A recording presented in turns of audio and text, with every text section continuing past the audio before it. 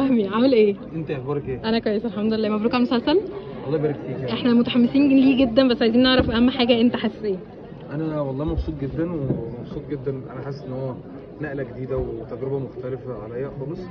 فبشكر كل الناس، بشكر شاهين، بشكر طارق نصر وهادي الباجوري على المجهود اللي هم عملوه في المسلسل. اوكي. والامكانيات اللي هو سهلوها لي ان انا اقدم عمل مهم زي ده.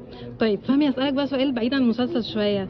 نعرف منه بقى، انت كفهمي عندك ميول سفاحيه ولا لا؟ بعد الشر يعني.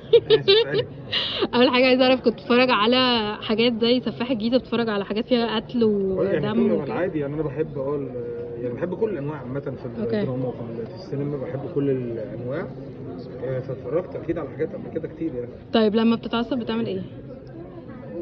سويتي وحشه. سويتي وحشه جدا. تكسر حاجات وكده ولا بتعمل ايه؟ ممكن اكسر حاجات. طب ممكن تمد ايدك على حد؟ لا. طب هسألك سؤال مهم قوي هيحدد بقى، بتكتم جواك وتقعد تتوعد للشخص، ولا خلاص بتتعصب في ساعتها وخلاص؟ حسب يعني. لو حد انا بحبه قريب منه قوي بتعصب عليه بسرعه.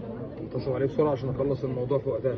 انما لو حد كان عامل لي اذى مقصود هتتوعد؟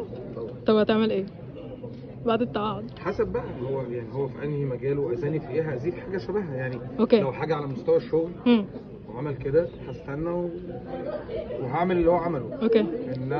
انما لو حاجه شخصيه يعني مش هدخله في حاجه شخصيه. مش ما بضربش تحت الحزام يعني. انا طول الوقت واضح. ماشي. طيب ايه اكتر حاجه صفه صحابك كلهم بيقولوا عليك؟